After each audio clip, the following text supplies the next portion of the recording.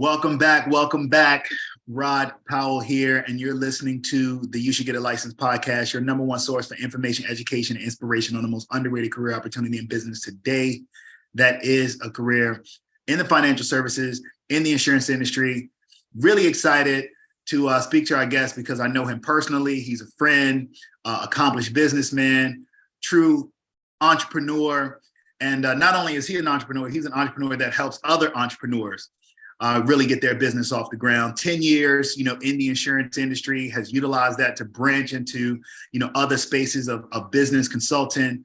And just excited to have him here. I want to welcome from Blackwell Legacy Group, the president and CEO, Mr. Terrence Blackwell. How you doing, sir? I'm awesome. Thank you for having me.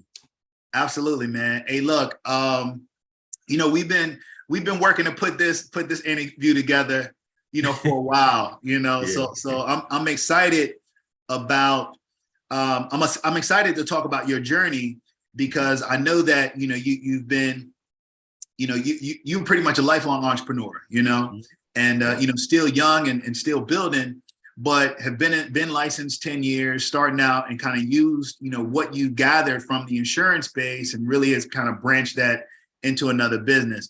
For the people who are new, I do like to speak to, the market lines and segments. So from an insurance licensing standpoint, what areas of the business have you focused on? And then, kind of what's your area of specialty now? And I mean, from, where were you at in insurance and now where you are as far as business consulting?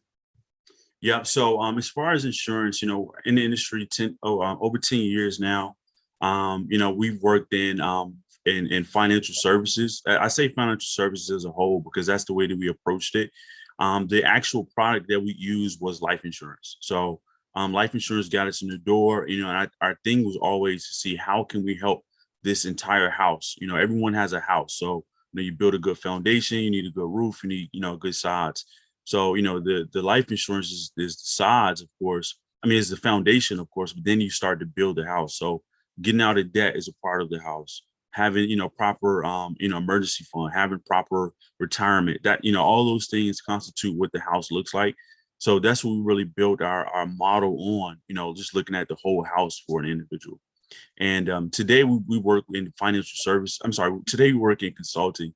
So we work with small business owners and we put together processes and systems to help them, increase their revenue and give a little bit more clarity and make their businesses easier to run. Absolutely. So still building that house, right? So yeah, absolutely. You're building the house for individuals initially, and now building the house, for businesses as well. I'm glad you mentioned the term financial services, right? Mm-hmm. I think people sometimes, get confused when they hear that term because they think about, either banking or they think about the stock market. They don't really consider, insurance a part of financial services. Can you were alluding to it when you were talking about, the planning aspect of your retirement things. Can you, just share a little bit more of really the importance insurance plays in a financial service package, so to speak? Absolutely. So, the thing about insurance is I'm going to give you a little bit of money today for a lot of money. So think about it. You have a monthly premium, or if you pay annually, you pay this amount, say $100, and they're going to give you $100,000 pretty much guaranteed if something happens to you today. So what it's doing is just showing you that, you really should, everybody, it's different perspectives. I don't want to go too deep into that, but it's different perspectives when it comes to, life insurance. But the whole goal is to make sure that you can accumulate assets that equate to what you have in life insurance. So the goal is to make sure that if something happens, now you can take this money and pass it down to the next generation and start to build. One of the biggest issues that we've seen, especially like in our community, is we don't prioritize tomorrow, right? So we look at our finances as, it's just day to day. I'm trying to make it to the next day. But when we really sit down and educate a family, it puts you in a position where now you can start the process of building blocks. So now you have, like I said, you have that foundation of the life insurance where if something happens, you know what? All right, my mom's good, my dad's good, or whatever. And we can take it to the next level. So now we can start to compound. So what's the next thing? Let's start to actually build an emergency fund, because emergencies happen. And one of the biggest issues is, unfortunately, a lot of times from what we've seen, when an emergency happens, if there's no emergency fund in place, what's the first thing that goes? Man, I don't need that life insurance. You know, so if you don't build it correctly, now you're in a position where, you're not going to have the life insurance. So you start the entire process. You have the life insurance emergency fund. Then you start the process to actually plan for, retirement. And just kind of educating in that aspect too, because understanding what is a 401k, understanding what is a Roth IRA or traditional IRA, and how does it benefit you as a consumer, or a person that just wants to retire. And unfortunately, most people don't understand, the nuances of how these products work, unfortunately. Yeah, I think, it's important because, and you mentioned the the IRAs and the 401ks, they don't have the guarantees that insurance would have. Exactly. Yeah.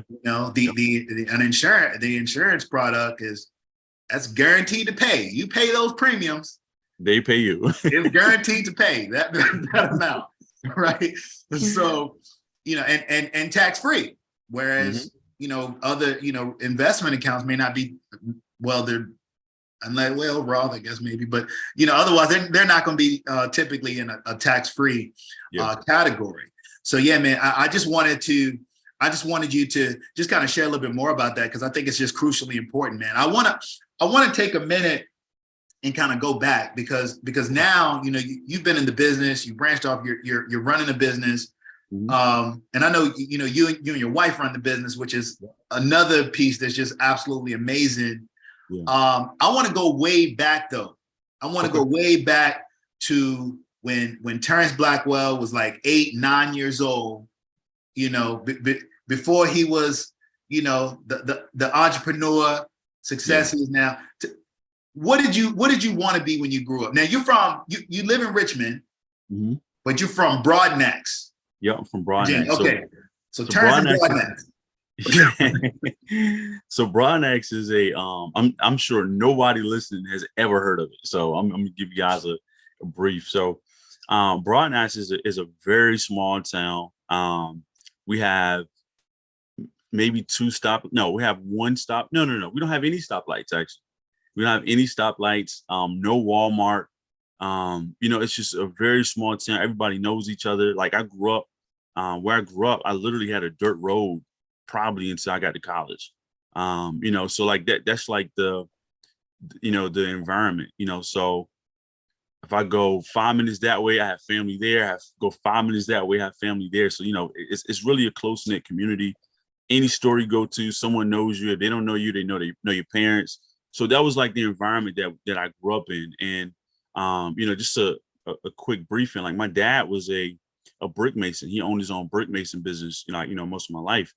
And, the beautiful thing about it, how it correlates to the small town is, even as a kid, you said 8 years old, even as a kid, we would go to different places and, I would see people and how they interacted with my dad, and they showed him a level of respect.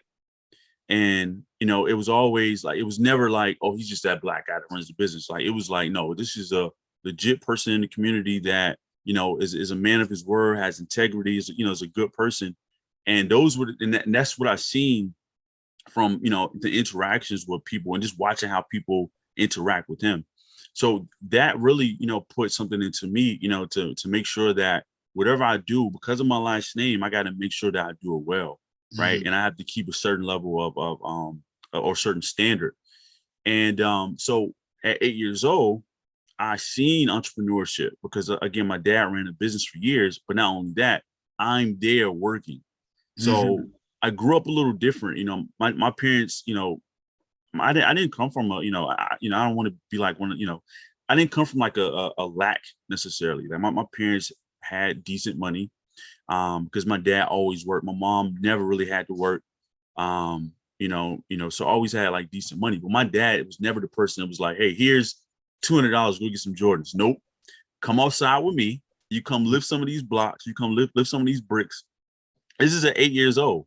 I thought it was abuse for a long time. Right. But but it taught me the work ethic that that relays into everything that I do now. So I learned quickly how to work. Not only to work, I learned how to work.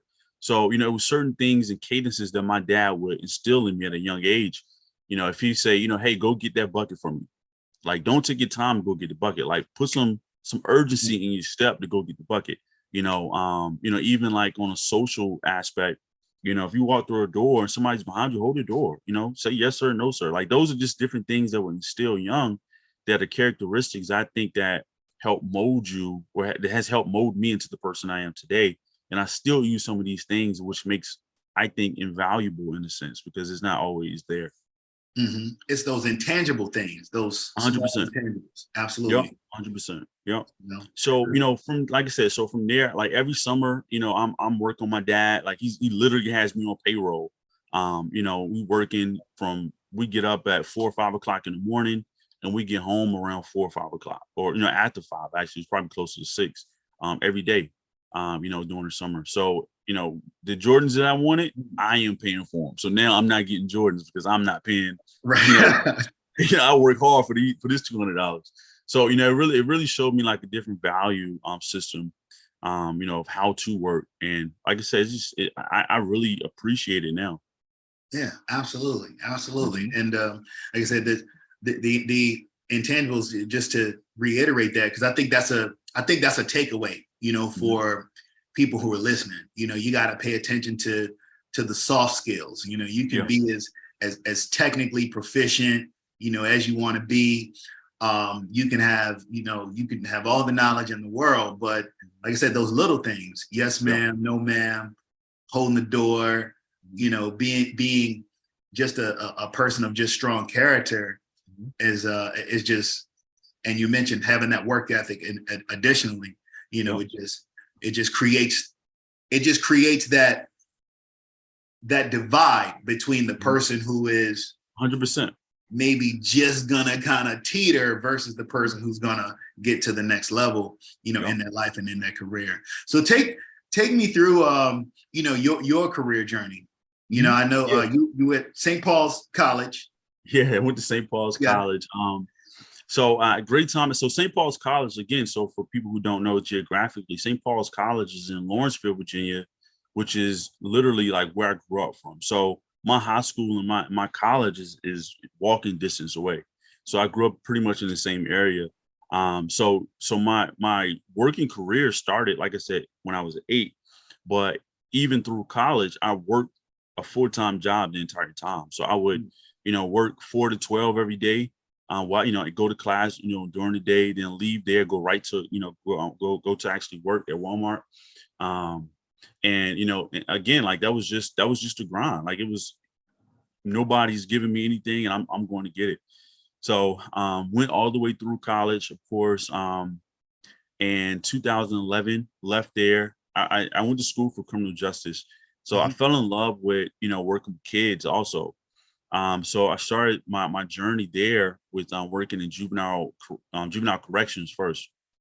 So I worked in 2 facilities, one in Culpeper, Virginia, and then I initially pivoted to juvenile probation, which was it was different. It was just a different pace, and this was actually my dream job. I went on probably 8, 9 interviews to get one job as a juvenile probation officer. Wow. And I remember, just going through the process. And at this time I had met my wife now. And I remember going through the process and working there. I loved what I did. I absolutely loved it. I love working with children. I love just helping in general. I enjoy doing.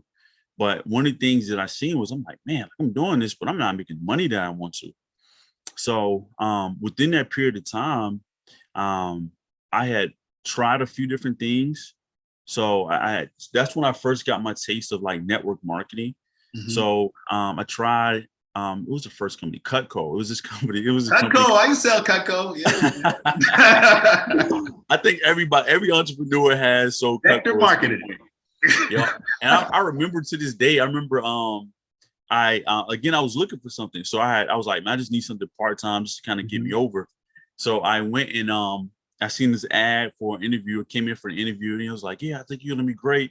Came in. Next thing I know, I'm selling knobs, and I think the thing for with Cutco was the price. It was my first time selling, and then trying to sell something at that price, even though it was a great product, it was an amazing product. But trying to sell something at that price point, I'm like, man, nobody can afford this right now. Yeah. So I pivoted from that to, it was a company called It Works back in the day. You remember that? It Works. Was that was it weight loss? It was kind of it was a weight loss company. They did like wraps and stuff like that. I just want to say a real quick note about Cutco. I still got Cutco knives in my kitchen to this day. Me too, and they still work. They still work. They're still working. Okay. Hey, they need to, maybe they need to sponsor, but okay. All right. So it works. All right. Yeah. So I started working with this company.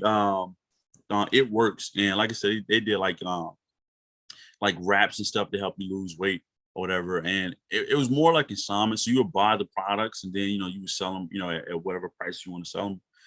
And it was interesting. It was cool. I did it for a while. Of course, like your target market is going to be women. The wraps, you wrap them around you, right? Exactly. Yep. Yeah, I do remember that. Okay. Yeah. Yes. Yeah. So it was cool. I enjoyed it. It was all that was also for me a hard sell. Again, this is probably like my second time, like really, in the business of selling. So, it was a little difficult just because, it was definitely, first off, at the time I weighed 185 pounds, right?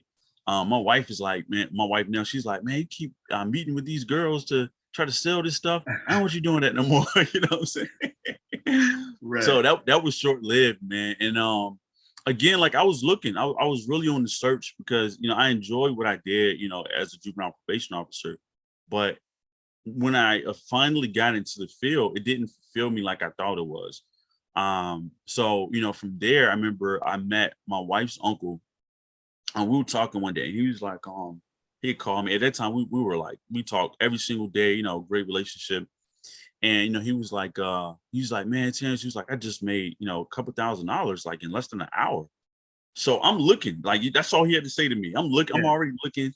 So he said that, I'm like, is it legal? Like, what are you doing? Like, you know what I'm saying? So he was like, no, he's like, I just I help the family, I help someone protect their family. So I'm inquisitive. I'm saying like what exactly did you do? So he kind of like ran it down, and I literally, like that day, I was like, look, here's my money, whatever it costs, I'm paying it to get started, because I see value, and I trusted him. Like I really trusted him. So I definitely seen the value in it. So that's when I started. So I worked with a company called Primerica Financial Services, and that was the first financial services company. That's the only company I ever worked with. And so I started working there, and like I think my first 30 days, I had brought in like 10 people. I had wrote up, I had put life insurance. I don't know, probably like 15 people. I was literally, because I was just doing. He said, do this. And that's what I did, because it goes back to when I was 8, I understood how to work. Like, you don't have to teach me to work. It's just tell me what to do and I'll do it. Right. So, so those same skills that I learned, like from my dad, was still resonating, within that period of time. Right. So, yeah, so I mean, I love the company, not even the company. I just love the action of being able to help people. Because, and I've seen from multiple scenarios of like what life, I've seen both sides of life insurance. I paid death claims. My second death claim was, not to get too dark, but my second death claim was my dad. Oh, wow. I was, very, very fortunate that, he was able to get covered. He was, got covered. And then unfortunately, he was the second claim that I ever had to pay. So, so now I've seen what it does to a family close, because fortunately, my parents' house was paid for when my dad passed. All the cars were paid for. Like, it was no debt or anything. Like, my parents were, in a decent place. And, and when my dad passed, that money was just used to just, allow my mom to live a life where she doesn't have to ever work again, and that changes the game. So, and that's why I love, the insurance industry as much as I do, because I've seen it from that side. But then also, just like some of the things that it has rewarded me, or awarded me to do. Like I've been on multiple trips with the company Primerica. Yeah. I've trained, countless people. We had at one point when we was like running like consistently, we had 3 teams in 3 different areas. We had one in like the Roanoke area, we had one in 7-5 area, we had one in Richmond, and we were just training. We was going back and forth, just training, my wife and I. So we made a lot of money in financial services too. So so that's my full journey. And I think everything kind of aligns, everything really correlates. Absolutely, man. And so before we start, taking what you did and how you leveraged it to what you're doing now, I want to go back a little bit because you said, hey, you started to kind of cut your teeth in like the network marketing world. And one thing that I love about, people have, different perceptions of how they, see business and what have you. But one thing I really love about network marketing organizations is that there's just a ton of like personal development, a ton of motivational development. Like you're going to learn about Jim Rohn. You're going to learn about Brian Tracy. You're going to hear the Tony Robbins. Like you're going to get all of that. And very rarely does one find environments where other people, like swabs of people, are really encouraging them towards their goals. You know what I mean?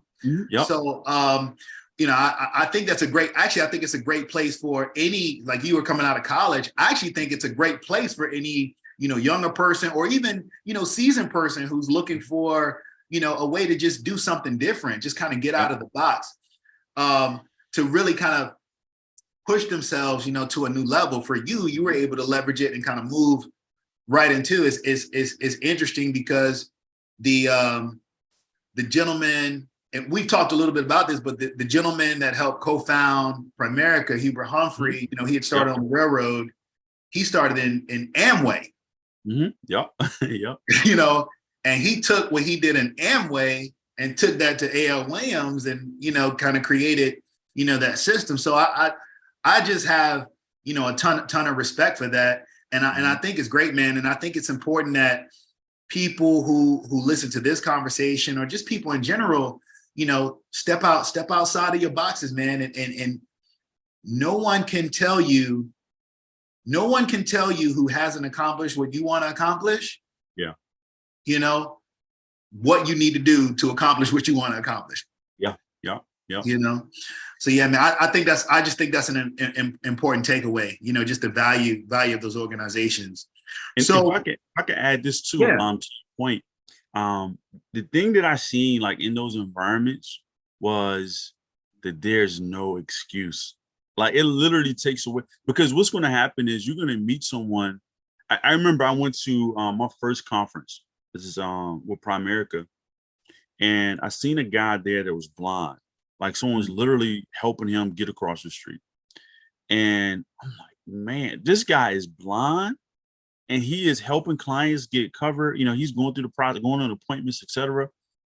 What excuse do you have? Like it takes away all excuses. So I think more than anything, it's the self-development. It's definitely self-development. No, by no question.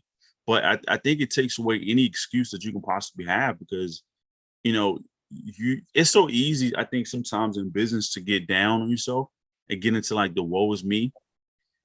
But the reason why, and I think to your point, the reason why is because we're not in environments that take those things away. Right. So I think if we had more like some type of incubators for business owners to like really come together and have those type of, self-development conferences or whatever, I think it would change the game, because it, like, again, just takes every excuse away.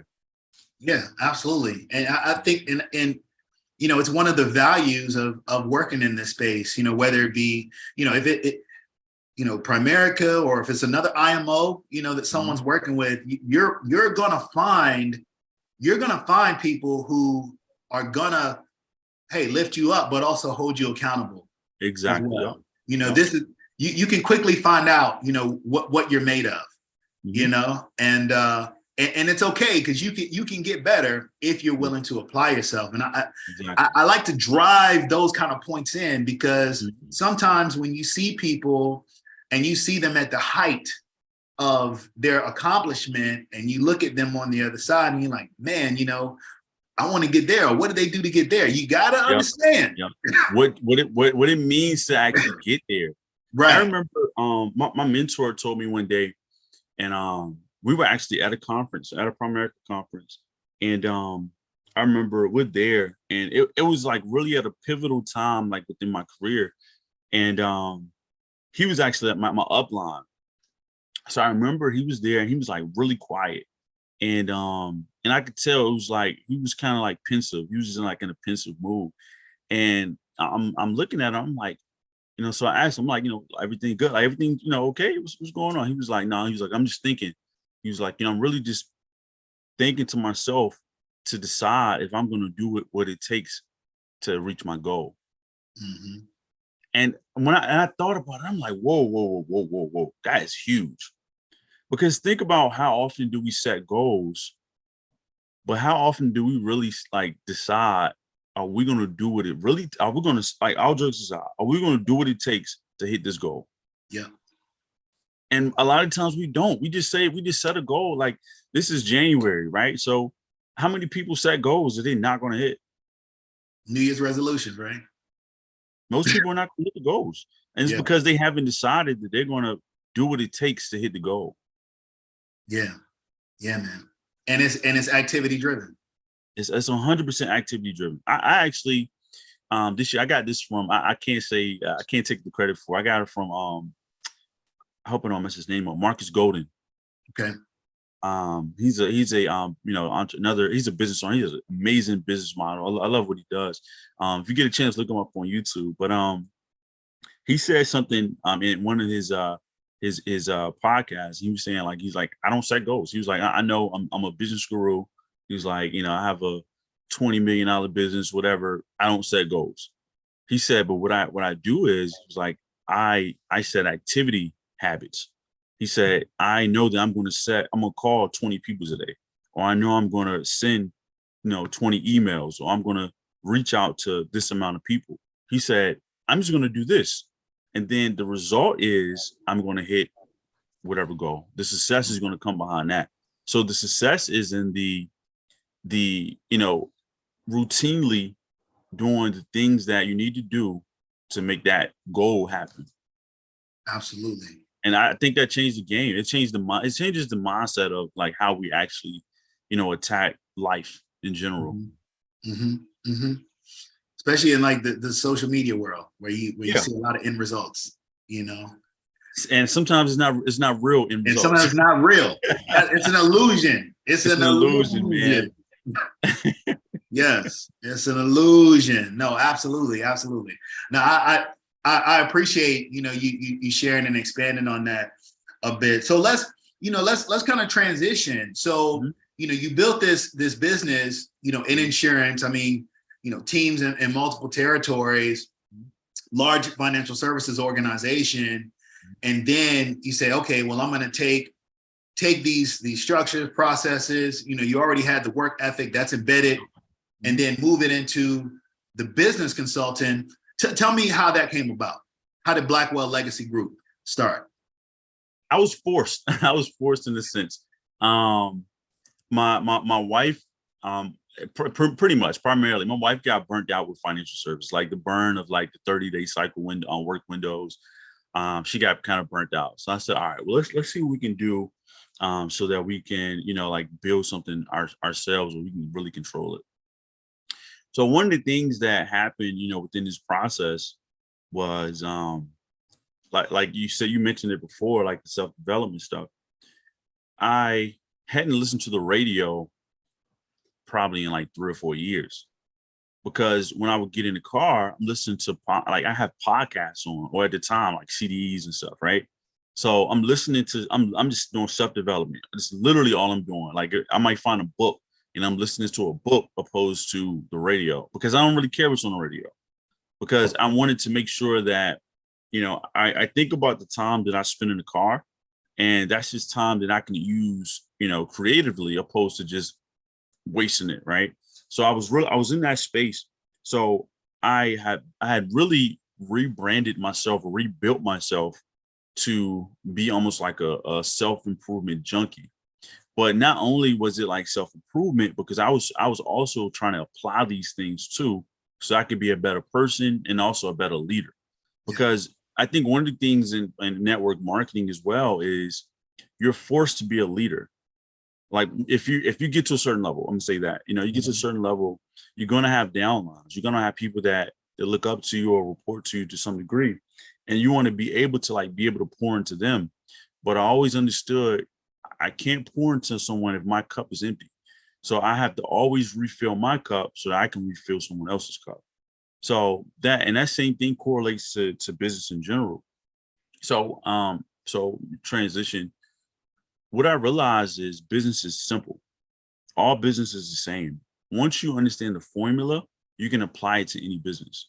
So when you look at business, it's only three factors. These are only three factors that we teach. So this everything kind of comes together.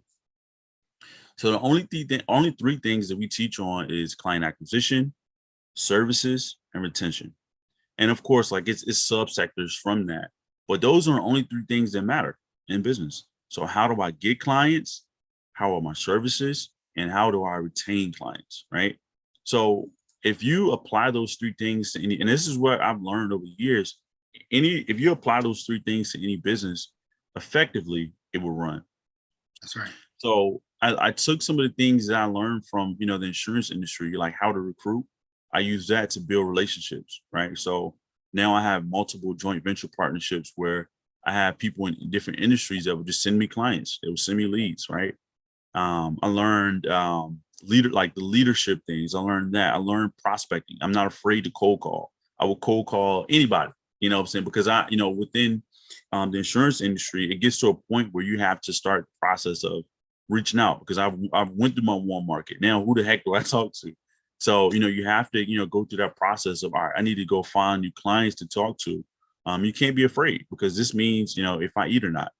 So, and the benefit is you're doing something that really helps people. It's really good for people. So it takes away like the sliminess of it, if that makes sense. So, so it's just so many things that correlates, what I learned from network marketing, that they're just business principles. There's no way around it. Absolutely. Mm-hmm.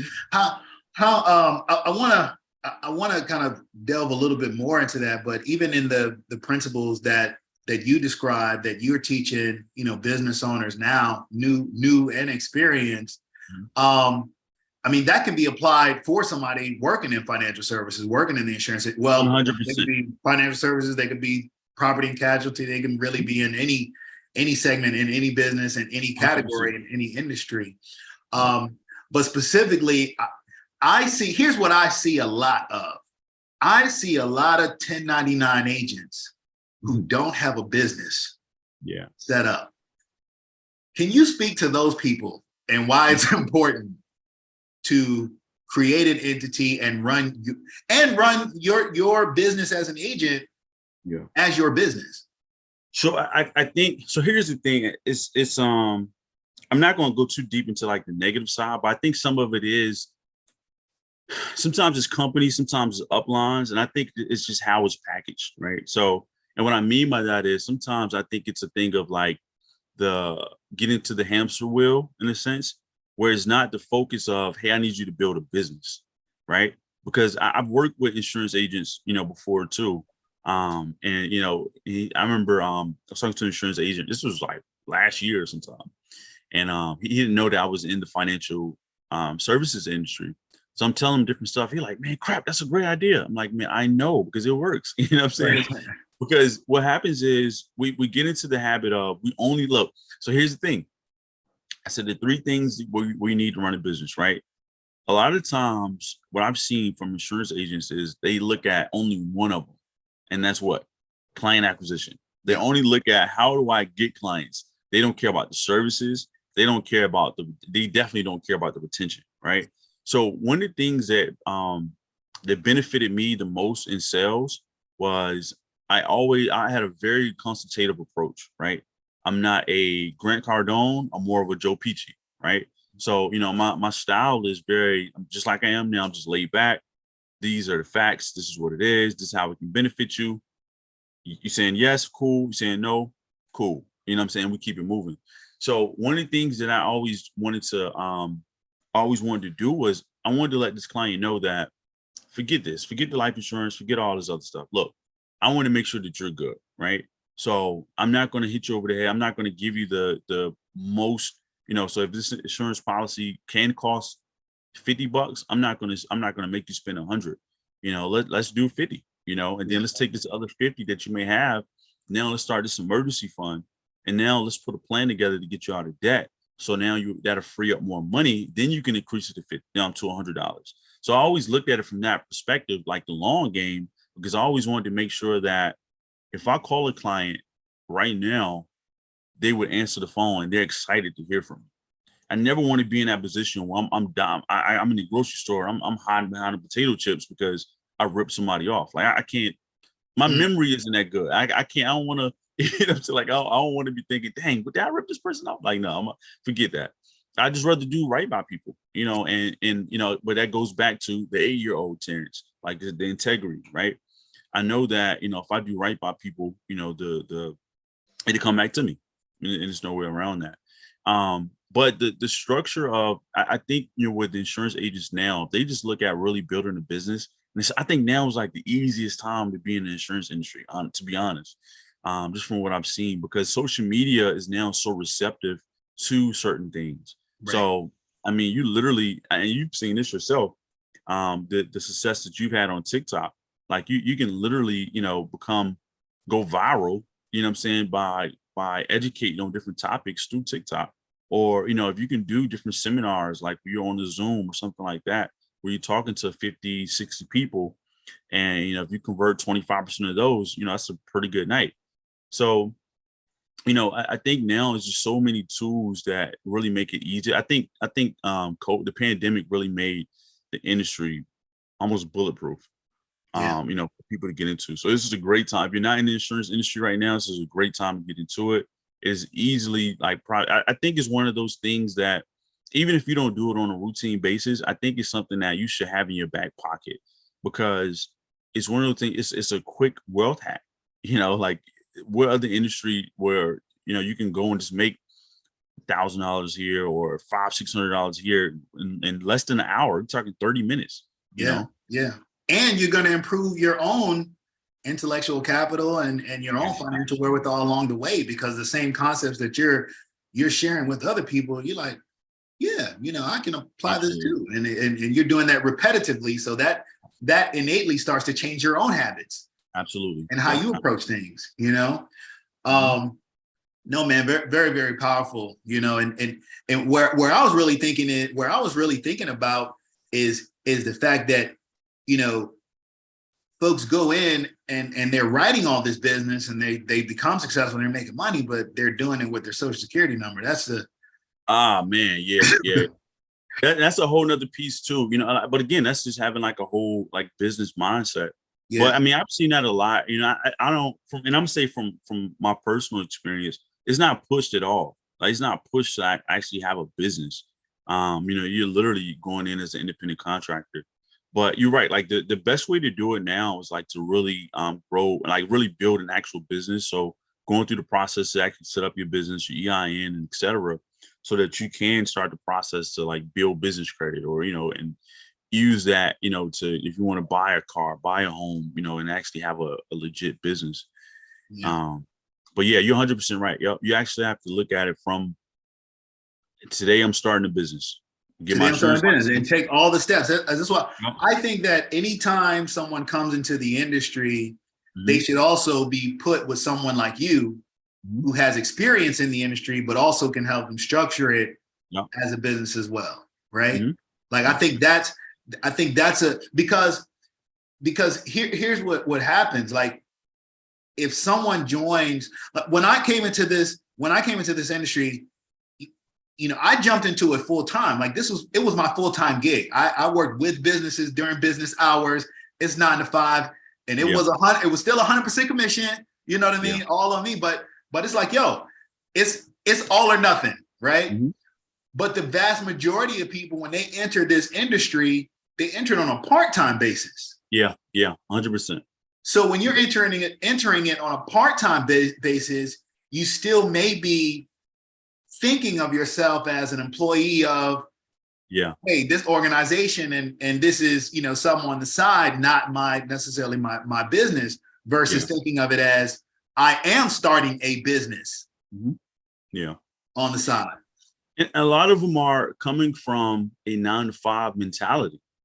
So they don't know, oh crap, like this is actual business. Like this is like, I have an actual legit business. I mean, because, you know, once you get to a certain level, you know, even in the insurance industry, like you get audited, you know, you have to file these, like this is like legit stuff. Like, it's not like this is something that you're doing, you know, selling cookies or something. Like this is like legit business. Serious. So you're right, it's highly regulated. It's probably one of the highest regulated industries, you know, in the world. So, you know, you definitely want to make sure that you really run it like an actual business and not, you know, something a pass by. That's right.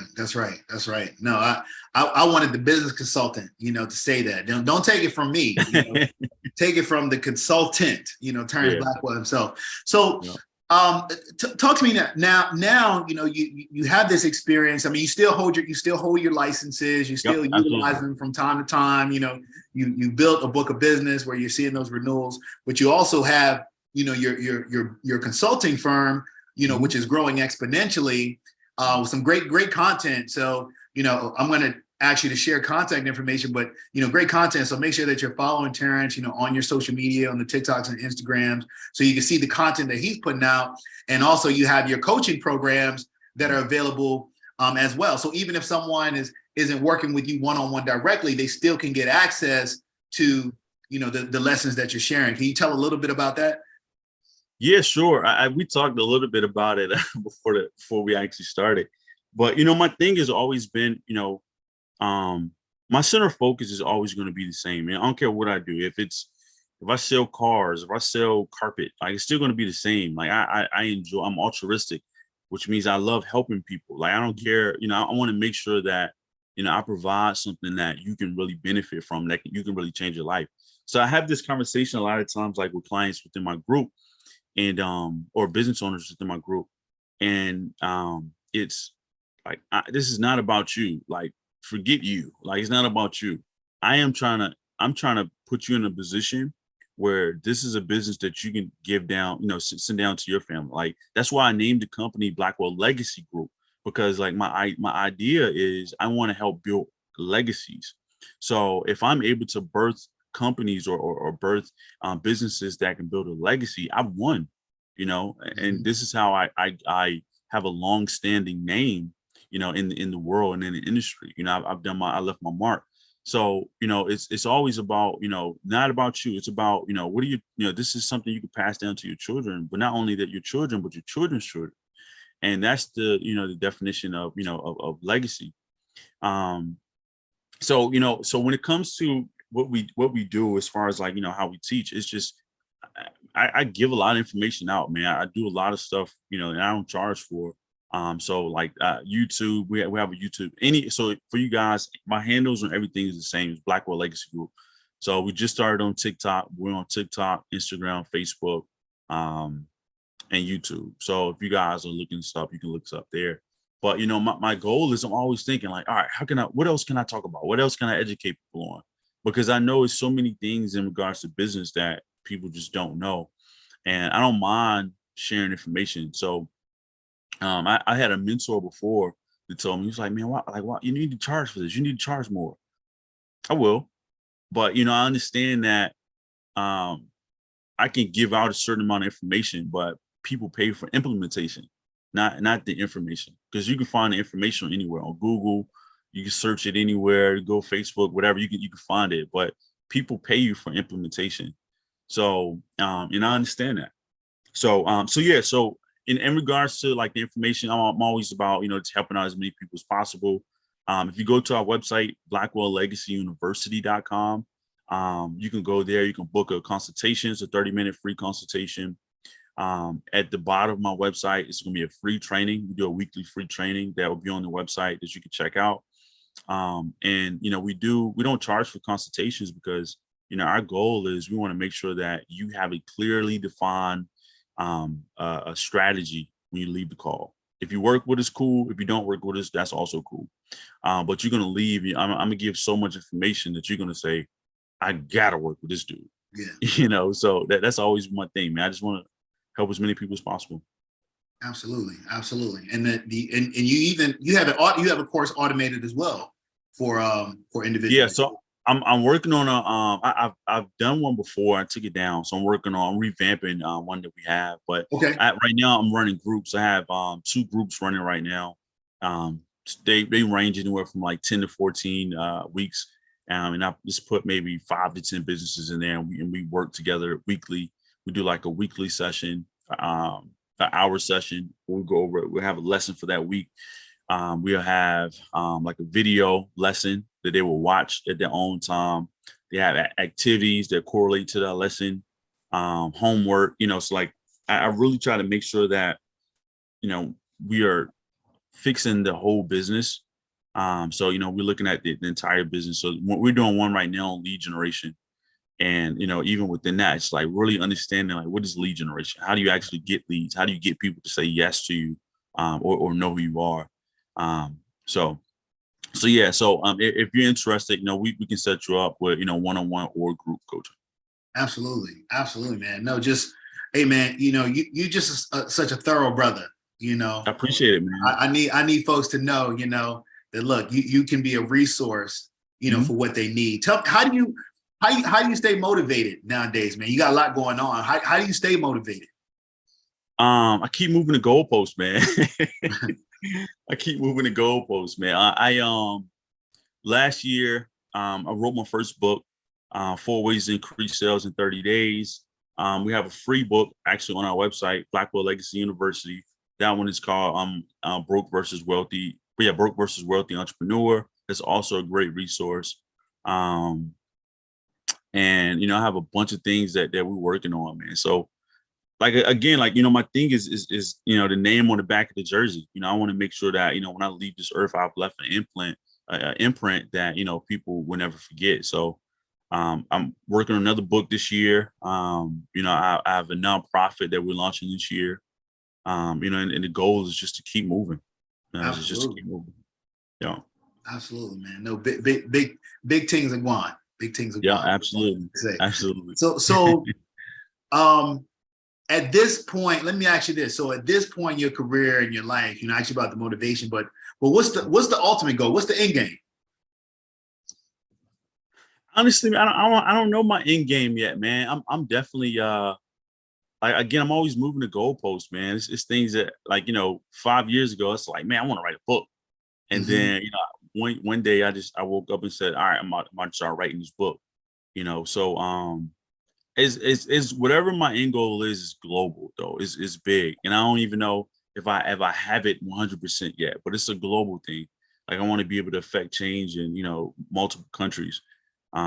So once I figure it out, I definitely let you know, but I don't have a definitive, and I don't want to just give you BS either, but I do know it's going to be, global, my end goal. Absolutely. I definitely see it, man. Last question. Well, I got two more questions I want to ask you. The first is,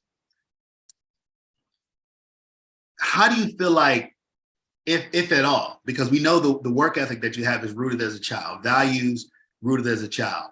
How do you feel like getting your license, working in that industry, changed you as a person? Man, it's a level of I don't want to say it. So my journey was a little different because I moved so quick. Like that time period, like my first 10 to 15 days, it zoomed by because it was literally my wife's uncle just gave me the play. He was like, look, I need you to go get your license. I need you to recruit 3 people. I need you to go sit down in front of 3 people and keep it moving. So I'm like, all right, cool. Schedule my license. I went and recruited. I recruited, I think the first month, almost 10 people. Then I had, I don't know how many appointments, and I was just running. And, the good thing is I had credibility where I'm like, hey man, I need to sit down with you. And people were like, okay, cool. Came, sit down with them. They're like, oh, okay, I need life insurance. All right, cool, easy. and kept it moving.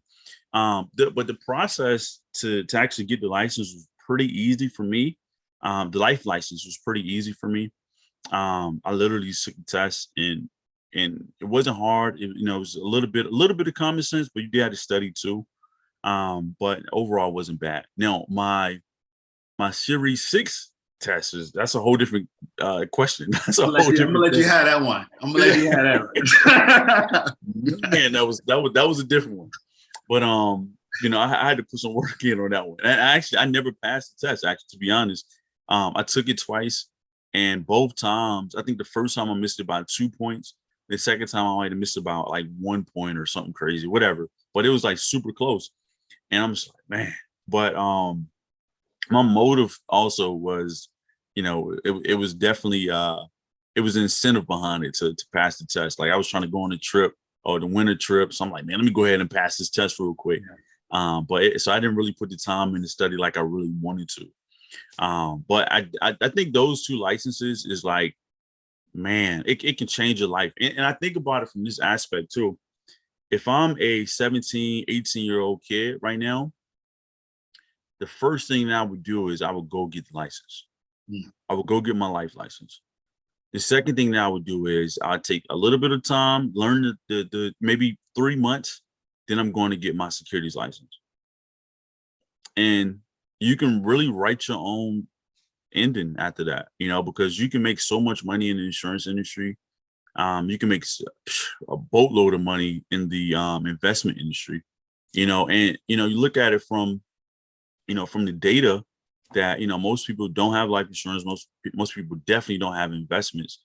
So so you can really affect the community by having those two licenses.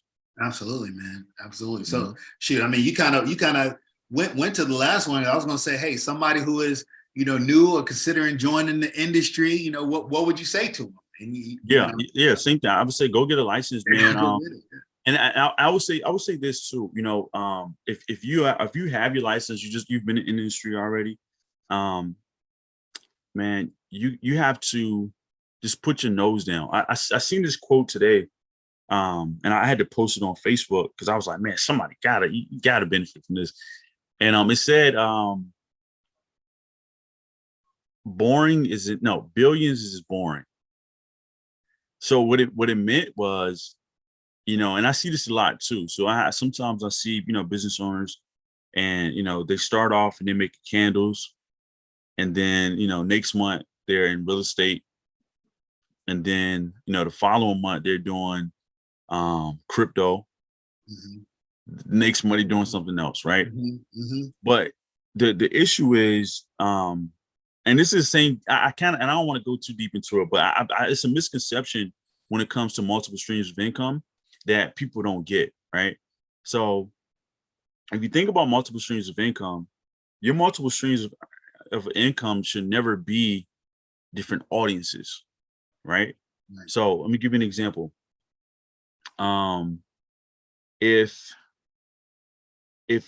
I did Airbnb, I am going to have a car rental business. I'm going to have a cleaning business, like a residential cleaning business. I'm going to have what else? I'm gonna say those two. Right? So, but guess what? My cleaning business is going to clean my Airbnbs to turn to Airbnbs, right? Then I'm also going to outsource them to have contracts to do individual cleaning throughout the week. My car rental business is going to be stationed at my Airbnb. So now I can, if someone rents my Airbnb, and they also have a vehicle that they can drive as well while they're at my location. During the week, I put the car on hire car or rent it out, do whatever. And now I'm making money throughout the week. I'm making money on the weekends. For all three aspects of it. But guess what? These are three different businesses, but I'm servicing pretty much the same audience. Does that make sense? Verticals. Yep, 100%. So so one of the things that I so going back to billions is born. Like if you think about Bill Gates and you think about people like that, they were very meticulous in what they did. Like they were center focused. They had one focus. They're trying to master this one thing, and they made so much money because it was boring. It was so routine, so redundant. But they continued on this journey until they got to the goal post of whatever they wanted to do. And I think sometimes we get so lost in like just doing so many different things. So I would say to that person, you start the process, you get your license, and put your nose to the ground and like just do it. Just get it done, and don't look to the left, don't look to the right. Literally just look one way, and stay center focused within that industry. And I think you'll have a lot of success. Hey, brother, man, extremely like wise and profound words. I appreciate you once again, not just the time here, but just I appreciate who you are. Every time we connect, every time we talk, there's always, just a good feeling of fulfillment. Like you said, just that cup being filled, from what's being shared, man. And you got a lot of knowledge, and I know that you're helping a lot of people. And man, I for one appreciate you, and I got to throw the 06 in there, that we shared. And let me do this too. I want to give you your flowers too, because I've been watching your journey. I've been watching the podcast. I love what you're doing with the podcast. First off, like I remember when we met, you told me about it. I'm like, man, that's cool. Then when I checked it out for myself, I'm like, oh, that's really cool. But then also just kind of being a man of your word too, because I don't know if you remember this, but I think the last time we talked, I asked you, I'm like, where's the book? And then he was like, man, it's coming. And then I think I reached out to you after that. I'm like, hey, man, how's the book coming along? He was like, it's on the way. And to see that, because you didn't have to keep your word to me, you kept your word to yourself to accomplish the goal that you set out. So I just want to say, like, for everything that you're doing, like, in business, the podcast, the book, man, congratulations. Like I look up to you as well. I don't know if you realize this, but I definitely look up to you for the man that you are. How the integrity that you have, how you treat your wife, like how you are as a father, like those things mean a lot. For another brother. So I really appreciate you and everything that you're doing. Hey man, I appreciate that, man. I appreciate that. I ain't gonna tear up on here, but look, tell the people, how can they reach you? How can they stay in contact with Terrence Blackwell? Yeah. How can they reach out to Blackwell Legacy? Yeah, so you can go to our website, blackwelllegacyuniversity.com. You can go there, you can schedule a free 30-minute consultation. Again, we do free trainings. You don't even have to subscribe or anything like that. Just go do the training. Look at the training. Also, you can check out our free ebook, which is also on the website. On all social media platforms, we're Blackwell Legacy Group, Blackwell Legacy Group. So that's YouTube, that's Facebook, Instagram, and also TikTok. So just shoot, if you got questions about business in general, whatever questions you may have or about business, your specific business, just shoot me a DM, shoot me a call, and I'll definitely respond. Absolutely. Hey, thank you so much, Terrence. I appreciate you. Hey, look, and if you want to build it big, you got to build it as a business. That's the only way to do it. And somebody who can help you do that is Terrence Blackwell. So look, for those who've been listening, maybe you heard some nuggets, you heard some gems, some things you can take away. I know you have. And maybe you also heard something that made you think to yourself, you should get a license. Till the next time. Take care.